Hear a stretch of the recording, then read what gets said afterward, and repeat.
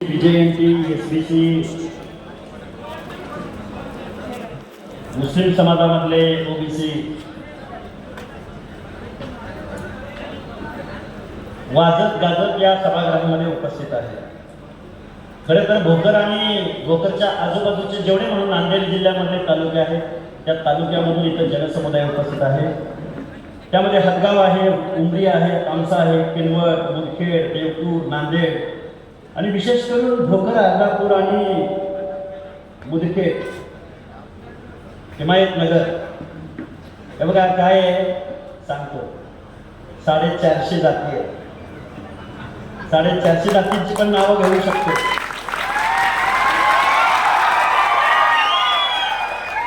साडे 450 जाती आहेत आणि या विचारपीठावरती नेते मंडळी किती आहेत बघा. एक नेता नाही, किती नेते विचारपीठावर, किती नेते, सगळे नेते आणि सगळे पॉवरफुल आहेत, सगळी लढाई लढत आहेत. काही माणसं अशी आहेत की ओबीसी ओबीसी ओबीसी ओबीसी म्हणत 3 पिढ्यापासून ओबीसी म्हणताय. सगळ्यांचं काम आहे. त्यामुळं या भोकर सभेची ओबीसी समन्वय समिती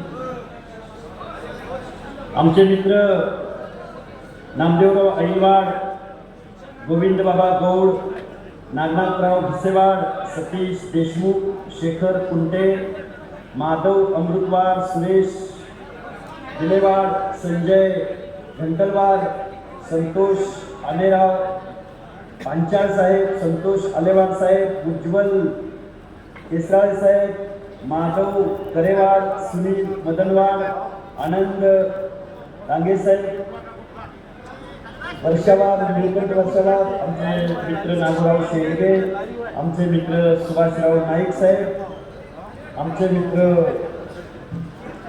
नागोराव आणि ज्यांनी उपोषण पण केलंय बरं का इथल्या माणसांनी. त्यामुळं त्यांचंही योगदान अजिबात विसरायचं नाही. 3-4 मंडळी आहेत, माझे मित्र आहेत. उपोषण सोडायला त्यांचा आग्रह होता खूप, पण मलाच सलाईन चालू होती पुण्यामध्ये, त्यामुळे येऊ शकलो नाही. त्यामुळं दिलगिरी व्यक्त करतो त्यांची आणि सगळ्यांची. त्यामध्ये नागोराव बारगाले आहेत, आमचे आलेवार साहेब आहेत, आमचे आनंदवार साहेब आहेत, आमचे पाईकराव साहेब आहेत. बरीच मंडळी आहेत आणि त्यांना समर्थन करणारी मंडळी. कुणाची नावं घ्यायची राहिली असतील तर मला माफ करा बरं का मोठ्या मनानं, कारण सगळ्यांची नावं जर घ्यायला लागलो. ही सगळी माणसं आमची ओबीसी विजयंतीची एससीसी सगळी माणसं. आणि आज जी काही रूप आणलंय ना या भोकरमध्ये स्वागत झालं. अरे स्वागत कसं झालं? वाजत गाजत झालं. कसं झालं? हलगी आली, आमचा वासुदेव आला. वासुदेव होता की नाही? मोर पिसाचा तो आकारांचं पारंपरिक नृत्य घेऊन आणि ताल धरला, फेर धरला. हा खरा महाराष्ट्र आहे. महाराष्ट्र कुणाच्या बापाची मक्तेदारी नाही. महाराष्ट्र 18 पगड जातींचा महाराष्ट्र आहे. बलुतेदार अलुतेदारांचा महाराष्ट्र आहे. महाराष्ट्र भटक्या विमुक्त जाती जमातीचा महाराष्ट्र आहे. महाराष्ट्र माझ्या मुस्लिम समाजामधला दारू नारू हा महाराष्ट्र आहे. आमच्या या नांदेड जिल्ह्याचे नेते अजिबात टीका टिप्पणी करायला भोकरला आलो नाही बरं का. ऐलवाड साहेब, शिंदे साहेब, शेंडगे साहेब सगळ्यांची नावं घेतोय बरं का. मला आता पत्रकारांनी प्रश्न विचारला, आपले सर तुम्ही भोकरला आलाय म्हणजे मुख्यमंत्र्यांना माजी मुख्यमंत्र्यांना डोळ्यासमोर ठेवून भोकरमध्ये आलाय? नाही नाही. आम्ही आमच्या हक्काने अधिकाराची लढाई आमच्या नांदेड मधल्या, अरे नांदेड जिल्ह्यामध्ये आमची 3-4 माणसं उपोषणाला बसली नाही, तुम्ही दखल घेतली. आणि तुमच्या आंदोलनाला मात्र काल परवाच गेले होते का हो? आमच्या लोकांनी तुम्हाला मतं दिली नाही. पिढ्यानपिढ्या आमच्या 4 पिढ्या गेल्या तुम्हाला मतदान करण्यामध्ये. तुम्ही एका ओळीचं पत्र आमच्या ओबीसी विजयंती बांधवाच्या बाजूला देत नाही. काही चुकलं का आमचं? गावगाड्यामधला माळी साडी कोळी केली हक्कर धनगर संगर वंजारी लोणारी परी गुरव घरशी नाभी सुपार लोहार कुंभार गावगाड्यामधला बेडेर बेडेर रामोशी महादेव कोळी गावगाड्यामधला फासे पारधी कडक लक्ष्मीवाला आणि माझ्या नांदेड जिल्ह्यामधला कोल्हा कोल्हेवार गवळी अक्कर समाज का बोलतोय, का नावं घेतोय? जाती उपजाती सह माझ्या महाराष्ट्रामध्ये 492 जाती राहतात. किती जाती राहतात? 492 जाती. आम्ही सगळे जर एक झालो ना, तुम्हाला सरपंच होऊ देणार नाही. आम्ही सरपंच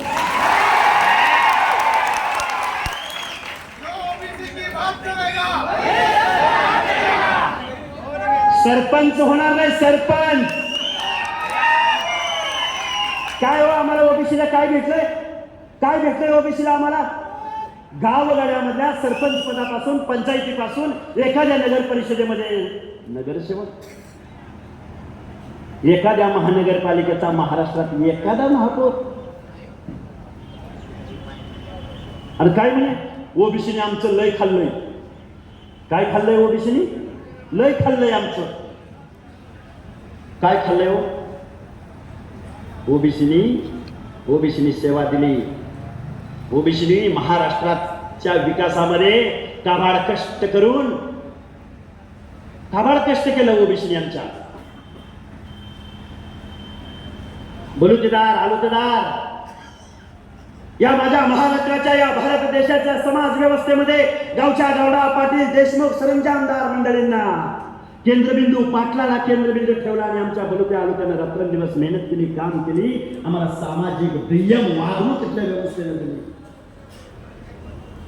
काय आलुत्याची माणसं म्हणायला लागली, आम्ही गरीब झालूया आणि आम्हाला आरक्षण पाहिजे.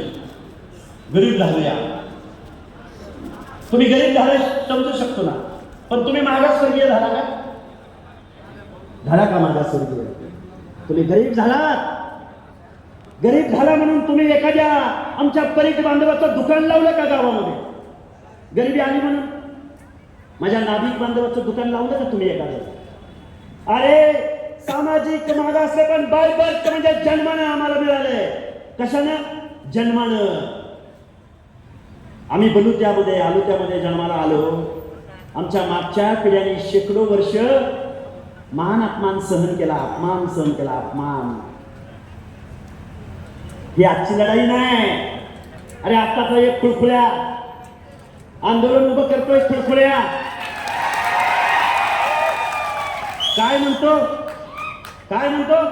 आम्ही 96 कुळी. अरे आता आम्ही 12 बलुतेदारामध्ये जन्म घेतलाय, बंजारा समाजामध्ये जन्म घेतलाय, वंजारीमध्ये घेतलाय, धनगर घेतलाय, परीट धोबी गुरवामध्ये जन्म घेतलाय, सोनारामध्ये जन्म घेतलाय, पांचाळ समाजामध्ये जन्म घेतलाय. आमच्या हातात नव्हतं ना कुणाच्या हातात कुठं जन्म घ्यायचा. आम्हाला देवानं जन्म दिला, नीतीनं जन्म दिला आणि आम्ही त्या प्रवर्गामध्ये जन्म घेतला. आमच्या हातात काय हो? पण हा माणूस म्हणतो, या महाराष्ट्रामध्ये काय म्हणतो हा माणूस म्हणतो, आम्ही 96 कुळी आहे. 38 मिनिटाच्या भाषणामध्ये 40 वेळा म्हणला आम्ही 96 कुळी आणि आम्ही क्षत्रिय आहे. एका बाजूला जातीचा अभिमान बाळगायचा, एका बाजूला जात वर्चस्वाची भाषा बोलायची आणि दुसऱ्या बाजूला म्हणायचं आम्हाला मागासवर्गीय मधलंच आरक्षण द्या.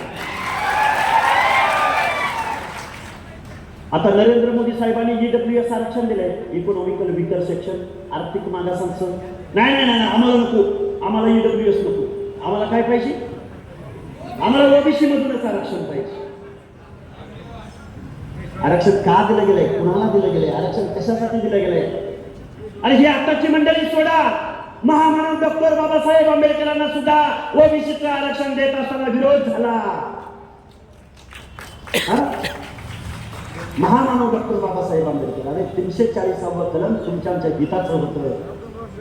341वा, 342वा SC आणि ST साठी होतं. पण 340वा कलम अंमलबजावणी होत नाही म्हणून बाबासाहेबांनी कायदे मंत्रिपदाचा राजीनामा दिला की नाही दिला?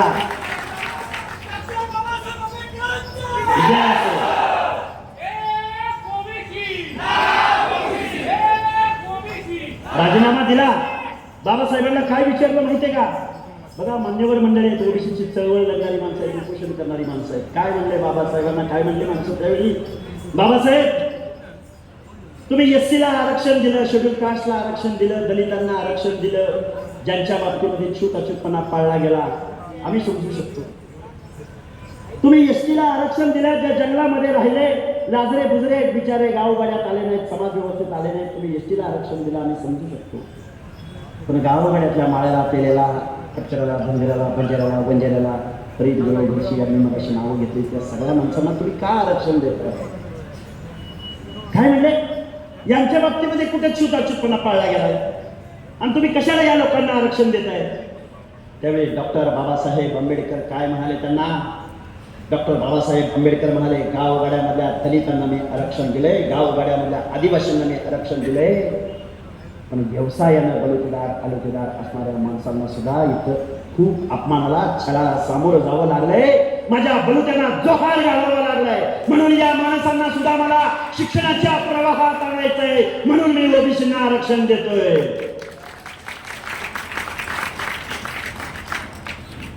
मग म्हणले किती टक्के आहेत ओबीसी? ते म्हणले मी कशाला सांगू, इंग्रजांनी जात नाही जनगणना केल्या, 52% ओबीसी. म्हणले 52% मिळणार नाही. मग 52%चा अर्धा टक्के झालं, 27% झालं. ते आरक्षण लागू व्हायला 1994 साल उजाडावं लागलं. किती? 1994 ला तुम्हाला आम्हाला आरक्षण भेटलं आणि 2004 साली एक जी आर निघाला. कुठला जी आर निघाला? मराठा कुणबी आणि कुणबी मराठा इकरांचा जी आर निघाला आणि 2004 ला तुमचं आमचं ओबीसीचं आरक्षण पण संपलं. कारण जात चोराची टोळी या महाराष्ट्रामध्ये धुमाकूळ घालायला लागली. महापौर, नगरसेवक, जिल्हा परिषद अध्यक्ष, जिल्हा परिषद पंचायत समितीचे सभापती. आता माझं पुढचं ऐका तुम्हाला. नांदेड जिल्हा, भोकर तालुका, आजूबाजूचा परिसर डोंगराळ प्रदेशाचा परिसर आहे. कुणबी कुणाला म्हटलं गेलं? मंडळ आयोगामध्ये कुणबी कोण आहेत ते तुम्हाला सांगतो मी. मंडळ आयोगामध्ये कुणबी कोण आहेत तर आमच्या रत्नागिरीच्या उत्तरेच्या भागामधले, कुलाबा जिल्ह्याच्या दक्षिणेच्या भागामधले, रायगड जिल्ह्यामधले. कुणबी म्हणजे कोण? कुणबावा ज्याला करावा लागला, ज्याला जमीन वतनदाराच्या तिकडे जाऊन खुटीने जमीन घेऊन ज्याला कुणबावा करावा लागला. आता कुणबी म्हणजे कोण ते तुम्हाला सांगतो. तुम्ही डोंगराळ प्रदेशामध्ये राहता. कुणबी म्हणजे कोण तर वतनदाराकडून जमीन घ्यायची, ती कुमरी पद्धतीने जमीन करायची. कुमरी पद्धतीने म्हणजे काय? डोंगर उताराला जमीन 2-4 वर्षाने नापिकी बनते. ती कातीच्या ह्याने ती बिया टोचायच्या, झाडं तोडायची, मग ती जमीन कसायची, 2-4 वर्षाने ती नापिकी व्हायची, पुन्हा 2-4 वर्षाने चक्री पद्धतीने दुसरं वावर घ्यायचं. अरे त्याला कुणबी म्हटलं गेलं. ज्याच्यामध्ये फक्त नाळ असायचा, नाळ. शेतकरी ज्याच्या माता भगिनींना घोळदार साडी सुद्धा नेसायची तर परवानगी नव्हती, ज्याला सामाजिक ज्याच्यावरती अन्याय झाला तो कुणबी होता. या माणसाने कुठलं जावं शोध लावला. आम्हीच म्हणले कुणबी, आम्हीच कुणबी. मंडळ आयोग लागू होऊन 27, 28, 29 वर्ष झाली. आज त्यांना शोध लागला आम्ही कुणबी आहे म्हणून. कारण इथला राज्य मागासवर्ग आयोग तुमचं सामाजिक मागासलेपण नाकारतो. राष्ट्रीय मागासवर्ग आयोग तुमचं सामाजिक मागासलेपण नाकारतो. सर्वोच्च न्यायालय तुमच्या 650 पानाच्या जजमेंटमध्ये सामाजिक मागासलेपण नाकारतो. नाही म्हणले आता आम्ही कुणबी म्हणजेच आम्ही. आणि निजामाच्या काळात आमच्या नोंदीला सापडल्यात आम्हाला. निजामाच्या काळात निजामाच्या नोंदी. निजामाकडे कशाला गेले होते? निजामाकडे हे कशाला गेले होते? बलुत म्हणून गेले होते. त्यांची सेवा द्यायला गेले होते. कशाला गेले होते? जागीरदार. कोण होते? जागीरदार म्हणून गेले होते. अरे 7 बाऱ्यावर नोंद घावल्या, 7 बाऱ्यावर नोंद घावल्या, 7 बाऱ्यावर नोंद घावल्या. अरे पण त्या 7 बाऱ्यावर किती एकराची नोंद घावल्या हे का सांगत नाही? किती गावं, किती हजारो एकर जमीन त्या 7 बाऱ्यावर नोंदली आहे. अरे वतनदार, जागीरदार, सरदार मंडळी, तुम्ही निजामाकडे सरदारकी गाजवायला तुम्ही गेला. ते का बोलतो? या नांदेडच्या भूमीमध्ये बांधवांनो, तुमचं आमचं आरक्षण आज गेल्या पंचायत राजच्या तुमच्या जागांचं पंचायत राजमध्ये संपलंय आरक्षण. गेली 3 वर्ष झाले निवडणुका होत नाहीत. 56,000 जागा तुमच्या आज गेलेल्या आहेत. कुठली तरी बांठिया कमिटी नावाची कमिटी आली आणि ती काय म्हणली? नाही म्हणजे आता ओबीसी कमी झाले तर ओबीसी आता 30% आहे, 40% आहे. 1931 ला 52% होते. आणि 2023-24 किती झाले साहेब? 40%. अरे ओबीसी कसं काय बाबा, तुम्ही कसं काय झाले? गेले म्हणजे काय कुठं दुसऱ्या बिसऱ्या देशामध्ये? अरे बाबांनो, हे षडयंत्र आहे, षडयंत्र.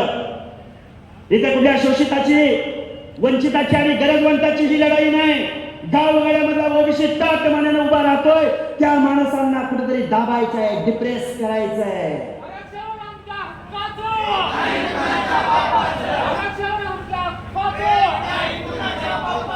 वर्चस्ववादाची लढाई लढायची त्यांना, वर्चस्ववादाची.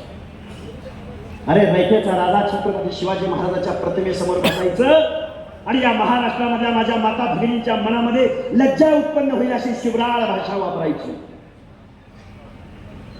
ज्या माझ्या फुले शाहू आंबेडकरांनी समतेचं, स्वतंत्रतेचं, बंधुतेचं तत्व या देशाला दिलं, त्या माझ्या महामानवांचा फोटो यांच्या विचारपीठावरती कधीही कुठेही दिसत नाही.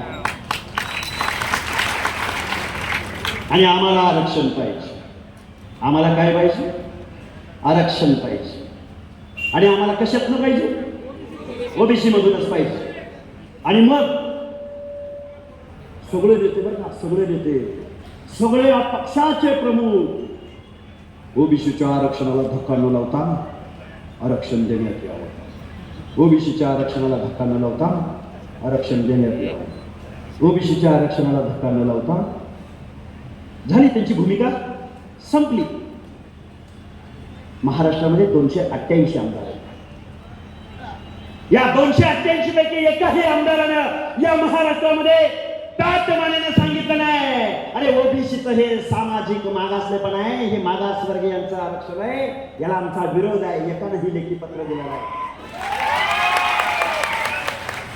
आमचे भुजबळ साहेब बोलायला लागले ना, त्यांना थांबवलं, त्यांना बदनाम केलं, घ्यावं लागेल नाव, कारण ते बोलले. पण बाकीची माणसं पुढे आली नाही.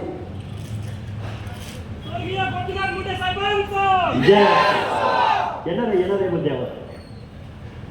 आताचे नेते तुमची बाजू घेत नाहीत. एका बांधवाने गोपीनाथराव मुंडेंची, स्वर्गीय गोपीनाथराव मुंडेंची घोषणा दिली.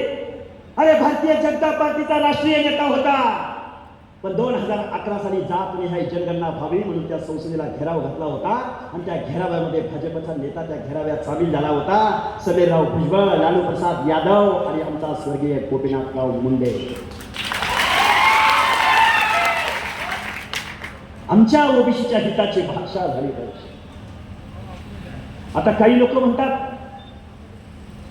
की ओबीसी मधल्या काही जातींनी लय खाल्लंय. काय खाल्लंय? लय खाल्लंय. आणि किती वर्ष झालं खाल्लंय? 70 वर्ष झाली खाल्लंय. आम्हाला आरक्षण मिळालं 94 ला कायद्यानं, आणि आम्ही खाल्लं किती वर्ष? 70 वर्ष. ओबीसीला आरक्षण मिळालं म्हणून ओबीसीचे 5-50 कारखाने या महाराष्ट्रात निघाले का? ओबीसीचे 5-50 आमदार झाले का? 8-10 खासदार झाले का? आता तुम्ही सगळी माणसं म्हणाल, सर तुम्ही आमदार खासदार आमदार खासदार आमदार खासदार सारखं म्हणताय. महात्मा ज्योतिराव फुले म्हणायचे, सत्य वाचून सकळ करा झाल्या तव करा. काय म्हणायचे? काय झालं तुमचं आमचं गावगाड्यातल्या लोकांचं? गावगाड्यातली लोक सेवा देत राहिली. गावगाड्यातली लोक आमची विजयंती अप्रवर्गातली माणसं, बेडर रामोशी बंजारा गुन्हेगार म्हटलं गेलं, ज्यांना जन्मजात गुन्हेगार. लेकरू जन्माला आले की त्याच्या कपाळावर गुन्हेगारीचा शिक्का. अप्रवर्गातली, ब प्रवर्गातली माणसं विजयंती, ब प्रवर्गातली माणसं जोशी, कुरमड्या जोशी, पिंगळा, मसनजोगी, नाथपंथी, डबरी, गोसावी. आता आले होते बघा सगळे पारंपरिक वेशामध्ये. या महाराष्ट्राची संस्कृती, लोक दैवतांची उपासना करणारी मंडळी, हा महाराष्ट्र अशा पद्धतीचा आहे हे सांगणारी मंडळी, त्या माणसांना आजही गावगाड्यामध्ये फासे पारद्याला, आजही गावगाड्यातल्या कैकाड्याला, घिसाड्याला, आजही गावामध्ये जमिनीशी समांतर पाल करून राहुटीत राहावं लागतं, पाला राहावं लागतं. LTC मध्ये मग मेंढपाळ, LTB मध्ये वंजारी, 19% बलुते आलुते, SBC मध्ये अनेक जाती आहेत. सगळ्यांची नावं मी तुमच्या समोर सांगू शकतो. लोकसंख्या किती तुमची आमची? 7%. जबाबदारीने बोलतोय. पण या फुले शाहू आंबेडकरांच्या महाराष्ट्रामध्ये तुम्हाला आम्हाला आर्थिक बजेट किती दिलं गेलं? 7% लोकांना किती बजेट मिळालं पाहिजे? सामाजिक न्यायाच्या योजनासाठी. म्हणजे कशासाठी? आमची लेकरं बाळ शिकावं म्हणते ती, हॉस्टेलला तरी बजेट द्या. आमची लेकरं बाळ नोकऱ्यात जावं म्हणते ती, नोकर भरती तरी काढा. आमची माणसं काय म्हणते ती, आमचं आर्थिक विकास महामंडळ, आमचे बलुतेदार मंडळी म्हणतायत की आम्हाला एखाद्या आर्थिक विकास महामंडळ काढा आणि त्याला बजेट द्या, आम्हाला कर्ज द्या. 60% ओबीसीच्या सामाजिक न्यायाच्या योजनांसाठी हा फुले शाहू आंबेडकरांचा महाराष्ट्र किती टक्के बजेट मिळायला पाहिजे?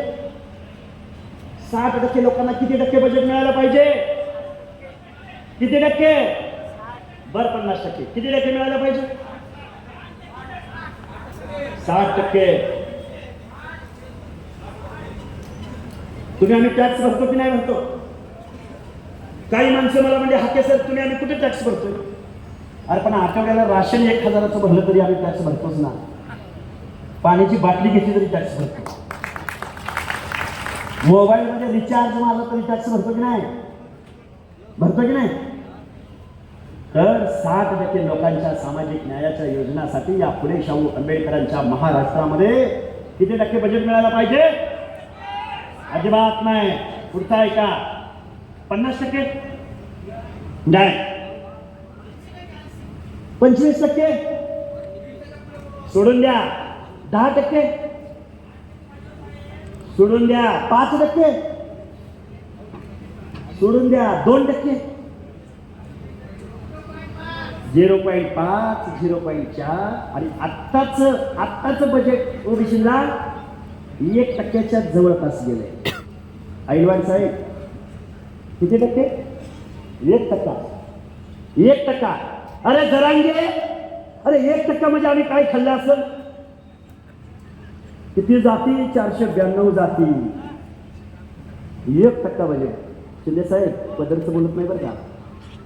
वडेट्टीवार साहेबांनी आणि तुम्ही सगळ्या मंडळींनी मला राज्य मागासवर्ग आयोगावर संधी दिली. झोपलो नाही मी जगात. अस्वस्थ झालो महाराष्ट्रामध्ये.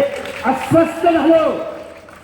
अरे एवढी मोठी संख्या हा महाराष्ट्र आहे, पण या महाराष्ट्रामधला एवढा समाज ज्याला सोशली हँडिकॅप्ड म्हटलं जातं बाबासाहेबांच्या भाषेत, सामाजिक अपंग, एवढ्या माणसाची बात या माझ्या महाराष्ट्रात होत नाही.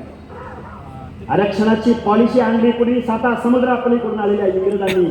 त्याला आकार कुणी दिला? तर फुले शाहू आंबेडकरांच्या विचाराने दिला.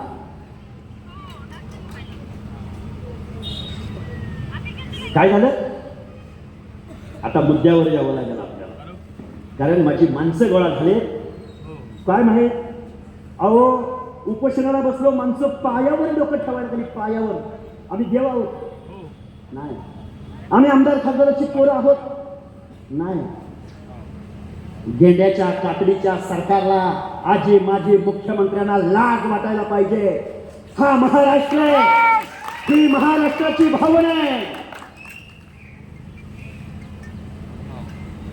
गावगाड्यातली माणसं आता घोषणा जातीच्या देत नाहीत साहेब. एकच पर्व, कुठल्याही जातीची घोषणा येत नाही. नवे सर्व, ओबीसी सर्व. हा महाराष्ट्र. 1993-94ची बात सांगतो बांधवांनो. मंडळ आयोग सहजासहजी नाही मिळाला तुम्हाला. मला मंडळ आयोग इम्प्लिमेंट होत असताना कोर्टात चॅलेंज झाला. 9 सदस्य खंडपीठ बसलं. आमचे लालू प्रसाद यादव राम जेठमलानीच्या जवळ गेले आणि त्यांना म्हणले तुम्हाला आमची केस लढावी लागेल. राम जेठमलानीला त्यांचे पैसे कुठे द्यायचे? लालू प्रसाद यादव म्हणाले या भारतामधला ओबीसी भटके विमुक्त एक गुंज सोनं गोळा करतील आणि तुमच्या वजनाचं सोनं तुम्हाला देतील. जेठमलानी साहेब तुम्ही ही केस लढावी लागेल. लढली त्यांनी केस आणि या भारतामध्ये मंडल आयोग लागू झाला 1994 साली. अर्धाच मंडल आयोग लागू झाला. किती? अर्धा घेतला. आता माझं तुम्हाला सांगणं आहे, माझं तुम्हाला आव्हान आहे, गावगाड्यामध्ये ग्रामपंचायतीसाठी भांडायचं नाही. भांडायचं जरूर, एखादी पंचायत समिती गेली तर चालत, एखादी जिल्हा परिषद गेली तर चालल, पण ज्या वेळी कायद्याच्या सभागृहामध्ये आपली जायची जर वेळ कोणाची आली तर आपल्या माणसाला सगळ्या ओबीसीने एकत्रित येऊन मतदान करायचं.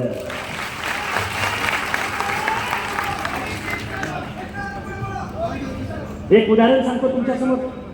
गावगाड्यामध्ये एखाद्या समाजाचं जर गाव असेल, पॉकेट असेल, काय म्हणतोय मी, कलाल समाजाचं एखादं गाव असेल, पॉकेट असेल, वस्ती असेल, तर त्या वस्तीवरती ग्रामदैवत कुणाचं असतं? त्या समाजाचं असतं. तिथल्या सवासनी कुणाच्या येणार? त्या समाजाच्या येणार. तिथला रीती रिवाज, देव देवा, सुख दुःख, एक जगण्याची पद्धत असते त्यांची. एखाद्या विधानसभेमध्ये जर 50-60% ओबीसी राहत असेल तर कायद्याच्या सभागृहात कोण जायला पाहिजे? कोण जात? आजा गेला की मुलगा येतो, मुलगा गेला की नातू येतो, नातू गेला की पुतण्या येतो. लोक एका घरात 5-5 आमदार आणि खासदार. आणि तुमच्या आमच्यामधला एखादा माणूस जर कुठं निवडणुकीला उभा राहिला तर जरांगे म्हणतो या ओबीसीचे उमेदवार असे पाडा, असे पाडा, असे पाडा की ह्यांच्या 5 पिढ्या राजकारणात आल्या नाही पाहिजे. अरे बागा, 5 पिढ्या काय, ओबीसी एक होतो, एक. आता काही माणसं म्हणतील हाकेसर तुम्ही लई मोठं बोलायला लागला, आमदार खासदारकीच्या गप्पा मारायला लागला, एवढ्या मोठ्या माणसाला अंगावर घ्यायला लागला. अरे हे फुले शाहू आंबेडकरांचं तत्व आहे. डॉक्टर बाबासाहेब आंबेडकरांनी तुमच्या आमच्या मताला लाख मोलाचा अधिकार दिलाय. किती मोलाचा? किती मोलाचा? टाटा, बिर्ला, अंबानीच्या मताला जास्त किंमत आणि तुमच्या आमच्या मताला कमी किंमत. असं आहे काय? पूर्वी राजा मातेच्या उदरात जन्माला यायचा, राजा पूर्वी राजा राणीच्या पोटी जन्माला यायचा, आता राजा बाबासाहेबांच्या संविधानातून मतपेटीद्वारे जन्माला येतो. तर तुमचं आमचं काय झालं? काही गडी ओबीसी सेलचा अध्यक्ष असतं, राग मानायचं नाही पूर्वी. काही गडी ओबीसी सेलचं प्रमुख असतं. एखाद्या ओबीसीतला माणूस जर राजकारणात बोलायला लागला, एखादा विजयंती मधला माणूस जर राजकारणात चांगली छाप पाडायला लागला की त्याला काय द्यायचं? ओबीसी सेलचा प्रमुख, भटक्या आघाडीचा प्रमुख, अल्पसंख्याक आघाडीचा प्रमुख, एससी आघाडीचा प्रमुख, एसटी आघाडीचा प्रमुख. आजही तुम्ही आम्हाला दुय्यम वागणूक देताय. आजही आमची माणसं तुम्हाला आमदार खासदार म्हणून चालत नाहीत. आजही तुम्हाला पंकजा मुंडेंचा पराभव करावा लागतो. आजही तुम्हाला, अरे जरांगे, महाविकास आघाडीच्या बाजूने तू या महाराष्ट्रामध्ये प्रचार केलास, बैठका घेतल्यास रात्रंदिवस, पण आमचा खैरे, छत्रपती संभाजीनगर म्हणजे औरंगाबादमध्ये चंद्रकांत खैरे नावाचा माणूस महाविकास आघाडीचा होता ना. बुरडाचा माणूस कसा खासदार चालेल तुला? त्या चंद्रकांत खैरेचा का पराभव झाला या महाराष्ट्राला कळलं नाही. तुमची माणसं टार्गेट होत आहे, तुमचं नेतृत्व संपवलं जात आहे, तुमचे हक्क अधिकार संपवले जात आहेत. या लोकांची बाबासाहेब समजले तुम्हाला? समजले का तुम्हाला? लोकशाही कळाली तुम्हाला? अरे त्या तमिळनाडूमध्ये स्टॅलिन नावाचा मुख्यमंत्री, त्या बिहारमध्ये लालू प्रसाद यादव, तेजस्वी यादव पुढे येतात. फुले शाहू आंबेडकरांच्या महाराष्ट्रामध्ये तुम्ही आम्ही पुढे येत नाही. तुम्ही आम्ही जाती जातीमध्ये भांडत बसलो, तुम्ही आम्ही. आणि इथून पुढे एक सांगतो तुम्हाला, अरे कुठल्याही ओबीसीच्या मनामध्ये असं नाही वाटलं पाहिजे मी मायक्रो आहे, गावात माझं 2च घर आहेत. नाही, आम्ही 60% आहोत, आम्ही मेजर आहोत. आता परत म्हणाल, आता यामध्ये पण मोठ्या जाती आहेत. एक माणूस म्हणला, साहेब काय म्हणला साहेब माहितीये का, आता राजकारणामध्ये म्हणला काही जातीने फायदा घेतलाय आणि आता राजकारणामध्ये म्हणजे पंचायत राजमध्ये सुद्धा रोस्टर आणूया म्हणला. काय म्हणला? रोस्टर आणूया. आता मग जर एखाद्या जातीमधला एखाद्या माणसाला जर 100व्या क्रमांकावर जर नंबर असेल तर 5 गुणिले 100. तो काही चुकीबिकीचं बोलतोय का कोण सुशिक्षित मंडळी? 5 गुणिले 100 किती वर्षानं तुमच्यावर बारी, आणि हिनी मात्र रिपीट अगेन अँड अगेन, आम्हीच आमदार आम्हीच खासदार, आम्हीच आमदार आम्हीच खासदार. पवार साहेब तुम्हाला आम्ही पुरोगामी नेता म्हणतो, तुम्ही उठसूट फुले शाहू आंबेडकरांचं नाव घेता.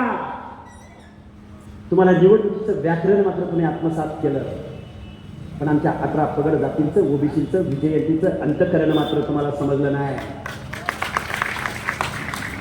हे जर आमच्या 18 पगड जातीचं अंतकरण तुम्हाला समजलं असतं तर या देशाच्या पंतप्रधान पदावर तुम्ही 2-4 वेळा बसला असता.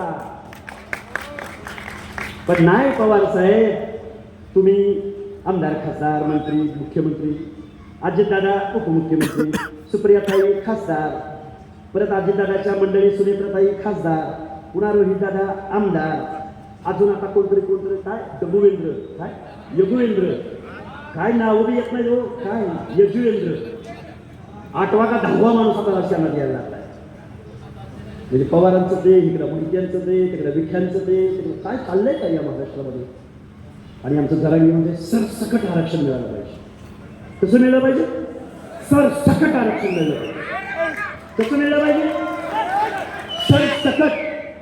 अरे सरसकट आरक्षण मिळालं तर खुळखुळ्या तुला तर नाही मिळेल का? अरे तुझा तर माणूस जिल्हा परिषदचा सदस्य होईल का?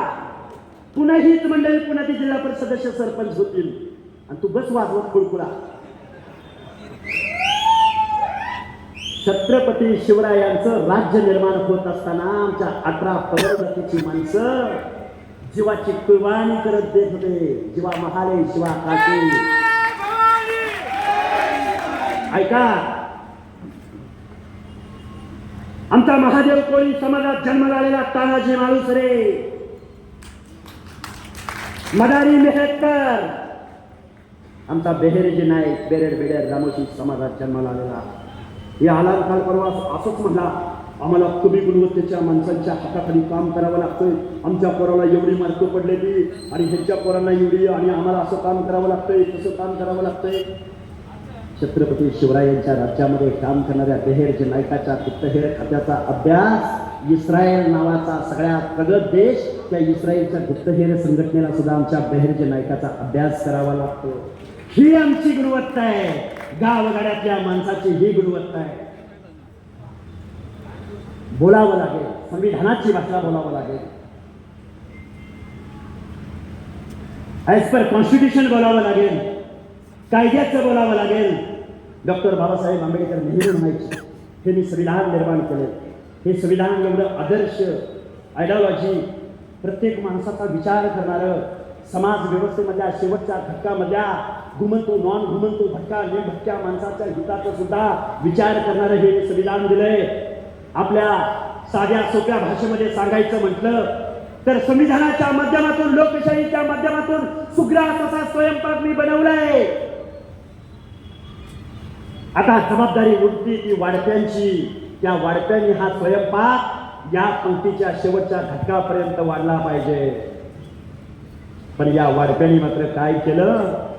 या वाढप्यांनी स्वयंपाक, हा सुग्रास असा स्वयंपाक वाढताना तोंड बघून हा स्वयंपाक वाढला, पाहुण्या रावळ्यांना वाढला. शोषित, वंचित, दलित, ओबीसी तिथल्या तिथंच आहे. कारखान्यात द्यायची वेळ आली, पाहुण्याला द्यायचा. विधानसभेचं तिकीट द्यायला आले, जावयाला द्यायची. लोकसभेचं तिकीट द्यायला आलं, घरातलंच कुणाला तरी द्यायचं. तुम्ही आम्ही मतं द्यायला जन्म घेतलाय?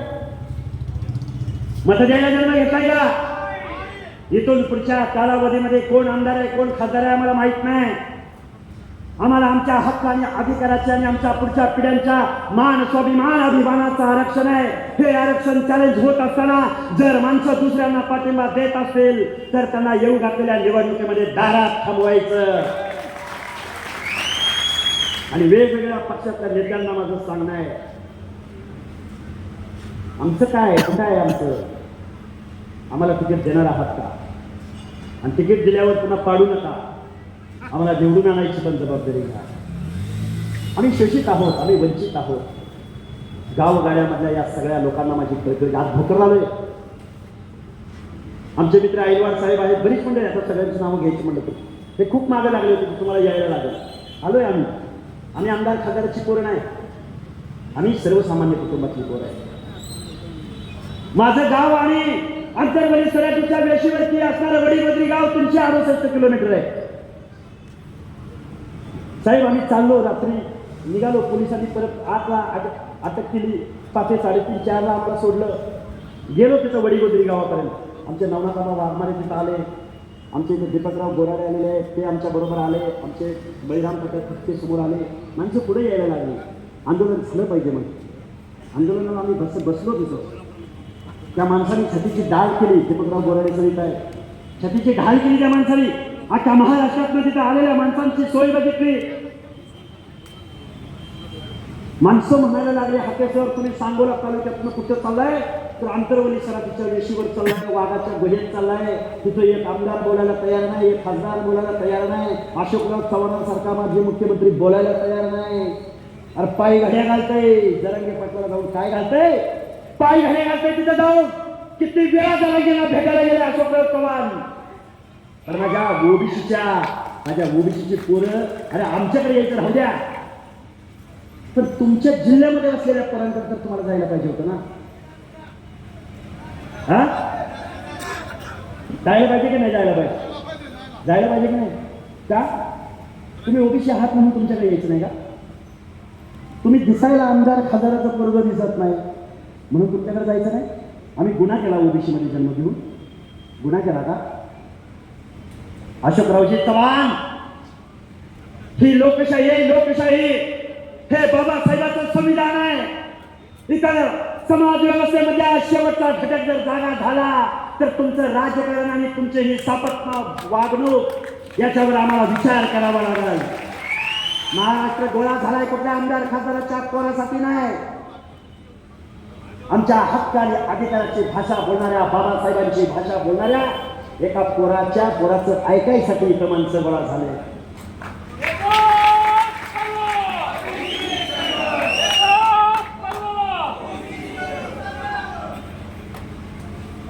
चव्हाण साहेब, तुम्ही मुख्यमंत्री होता, बरंच तुम्ही काय केलं. आयोग नाही म्हणत असताना तुम्ही परत काहीतरी घिसडघाई करायचा प्रयत्न केला. सुप्रीम कोर्टाचं जजमेंट तुम्ही बाजूला सारता. जरांगे पाटील आणि तुमच्या सल्लागारांना माझं तुम्हाला सांगणं आहे, तुम्हाला गरीबाची पोरं दिसतात, पण त्या मराठा समाजानं यशवंतराव चव्हाण आणि संयुक्त महाराष्ट्राचा कलश मुंबईला घेऊन आले. बोलावं लागेल, सांगावं लागेल. मी नेहमी सांगतो, यशवंतराव चव्हाणांना गत्रेव माडखोलकर नावाच्या एका पत्रकाराने प्रश्न विचारला, यशवंतराव, हा महाराष्ट्र मराठी माणसांचा होणार का हा महाराष्ट्र मराठ्यांचा होणार? यशवंतराव चव्हाण म्हणाले, हा महाराष्ट्र मराठी माणसांचा होणार, 18 पगड जातीचा होणार, बलुतेदारांचा होणार, अलुतेदारांचा होणार, रयतेचा राजा छत्रपती शिवाजीचा होणार.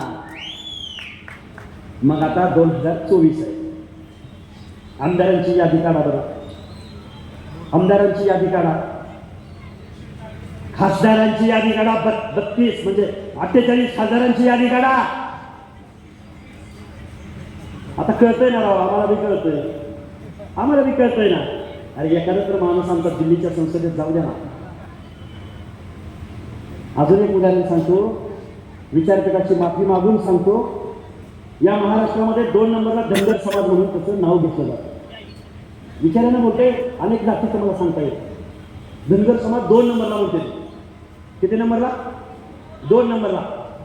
हीच चव्हाण वगैरे मंडळी ज्यावेळी धनगरांच्या वाड्या वस्त्यावरती, ओबीसींच्या वाड्या वस्त्यावर जायची ना, त्यावेळी काय म्हणायचं माहिती का? एक तर राजकारण पवार पाटील देशमुखाच्या चिरेबंदे वाड्यात चाललं, नाहीतर इथलं राजकारण माई साळी कोळी हक्कर धनगर संगर वंजाऱ्याच्या वाड्या वस्त्यावरनं चाललं. मानाला मान, मानाला सन्मान, इज्जत देण्याची भाषा महाराष्ट्र निर्माण झाला, देशाला स्वातंत्र्य मिळालं तेव्हा झाली. पण आज तुमचे आमदार किती, तुमचे खासदार किती, मंत्रिमंडळामध्ये तुमची माणसं किती, मान सन्मान मिळाला. आणि अशोकराव चव्हाण जाते, कुठे जाते? अंतरवली सराटी, त्याला कशी दिसती काय नाही बाबा. पण काय खुलताबाद का कुठलं, काय खुलतानगर कुठलं उपोषण केलेलं साहेबांनी? हा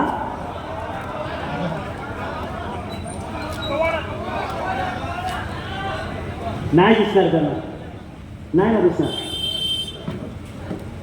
आमच्या 4 पिढ्यांनी पायरा केला तुमच्या बरोबर, आमच्या 4 पिढ्यांनी तुम्हाला मतदान दिलं, पण आमच्या हक्क अधिकारावर तुम्हाला नाही असं येत तुमच्या डोळ्यामध्ये. किती आहेत नांदेड जिल्ह्यामध्ये, किती विधानसभा आहेत? एक शपथ घ्यायची आपल्याला, नाहीतर काय होणार की हाकेसर नावाचं एक माणूस आलं होतं आणि जेसीबीतनं फुलं उधळली, आम्ही वाजवत वाजवत वाजवत वाजत सभागृहापर्यंत आलो. लय मोठं मोठं मोठं मोठं मोठं बोललं.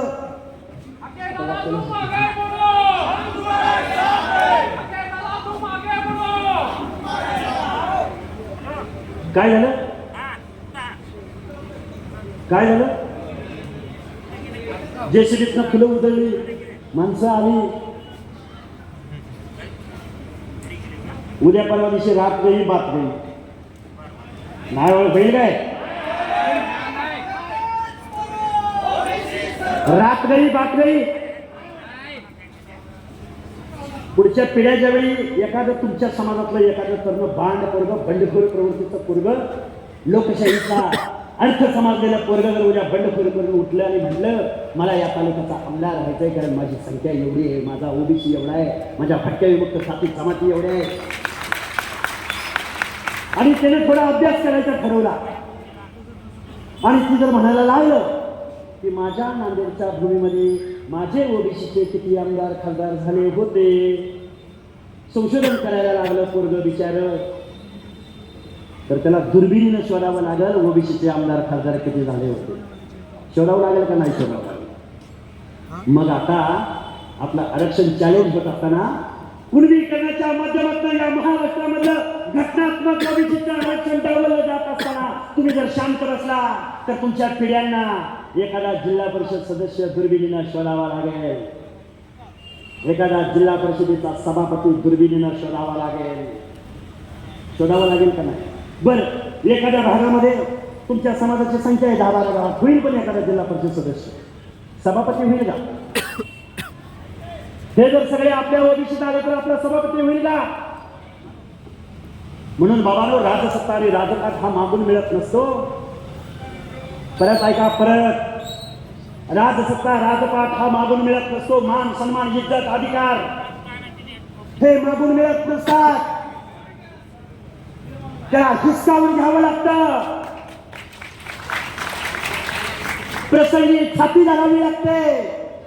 आणि आता काटाकुराडी घ्यायची काही गरज नाही, आता काय घ्यायचंय, फक्त बटन दाबायचं, बटन तिथं जायचं, माझा माणूस कोण आहे तिथलं बटन दाबायचं. बाबासाहेबांना अधिकार दिलाय, तुम्हाला राज्यकर्ते जमात व्हा म्हणून सांगितलंय. अरे तुम्ही माणसं, तुमचा वारसा काय? तुमचा वारसा काय? संत सेवालाल. तुमचा वारसा काय? मानवतेचं सुप्त रचणारा संत गाडगे बाबा. तुमचा वारसा काय? काय वारसा तुमचा? भगवान बाबा. तुमचा वारसा काय? मातोश्री अहिल्यादेवी होळकर. लोकशाहीचं पहिलं तत्व देणारा महात्मा बसवेश्वर, अनुभव मंडपच्या माध्यमातून प्रत्येक जातीला प्राधान्य देणारा महात्मा बसवेश्वर. या जरांगीने कधी आपल्या महामानवाचं नाव घेतलंय का? कुणी फळी पाडली महाराष्ट्रामध्ये? आम्ही पाडली? अरे जरांगे, तुम्ही मोर्चे काढले महाराष्ट्रामध्ये आमच्या दलित बांधवांच्या हक्क आणि अधिकाराचं संरक्षण करणारा अॅट्रॉसिटी कायदा. हजारो वर्ष इथल्या व्यवस्थेमध्ये ज्या माणसांना माणूस म्हणून नाकारलं, ज्यांच्यावर अन्याय अत्याचार केला, जनावराप्रमाणे ज्यांना वागवलं, त्यांच्या हिताचं संरक्षण करणारा अॅट्रॉसिटी कायदा. तुम्ही मागणी काय केली 56 मोर्चामध्ये? अॅट्रॉसिटी कायदा रद्द झाला पाहिजे. आता पुढचा आहे का? अॅट्रॉसिटी कायदा रद्द झाला पाहिजे म्हणून इथं बसलेल्या माझ्या ओबीसीतल्या कुठल्याही नेत्यानं कधी मागणी केली का? ओबीसीच्या कुठल्या चळवळीने कधी मागणी केली का की अॅट्रॉसिटी कायदा रद्द झाला पाहिजे? अजिबात नाही. दलित बांधवांना माझं सांगणं आहे, आरक्षणाचा उद्गाता महामानव डॉक्टर बाबासाहेब आहेत. तुम्हाला या आरक्षणाच्या हक्कासाठी तुम्हाला सुद्धा आमच्या खांद्याला खांदा लावून पुढे यावं लागेल. आमचा मुस्लिम बांधव आहे, गावगाड्यामध्ये ओबीसी मध्ये बहुसंख्येने मुस्लिम आहे. त्यांनी तांबोळी, बागबान, कासार, तुम्ही गावगाड्यातली माणसं आहात ना, 2 मिनिटं, तुम्ही गावगाड्यातली माणसं आहात ना. कासाराचं काम कोण करतं गावात आपल्या? कोण करतं कासाराचं काम? बांगड्या भरायचं कोण करतं? आपल्या माता बहिणी त्याच्या हातामध्ये हात देतात की नाही देतात? त्या हातामध्ये बांगड्या भरण्याचं काम कोण करतो? त्या कासाराने कधी तुमच्या माता भगिनीकडे वेळी वाकडी नजर करून कधी बघितलं का? बघितलं का कधी? हे का बोलतोय तुमच्यासाठी की तुम्ही आम्ही ओबीसी म्हणून एक आलं पाहिजे. निवडणुका आल्या की अनेक दंगली होतात, निवडणुका आल्या की अनेक आंदोलनं होतात, निवडणुका आल्या की अनेक गोष्टी होतात. पण कायद्याचं राज्य, संविधानाचं राज्य, बाबासाहेबांचं राज्य, माझ्या ह्या 18 पगड जातीच्या महामानवांच्या विचारांचं हे महाराष्ट्र राज्य. महाराष्ट्र कुणाची मक्तेदारी नाही, महाराष्ट्र कुणाच्या बापाची जहागीर नाही. तुमचे आमदार खासदार जास्त आले म्हणजे आम्ही 7% आहोत हे सांगितलं कुणी तुम्हाला?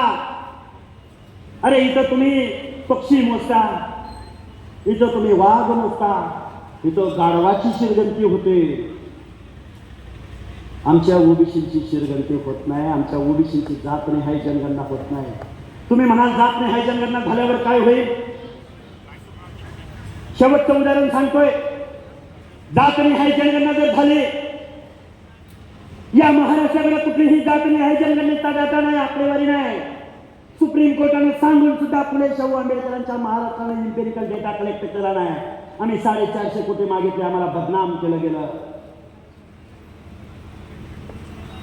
आता आपल्यातलंच काही गडी वेगवेगळ्या पक्षात मोठ्या मोठ्या पदावर काम करते.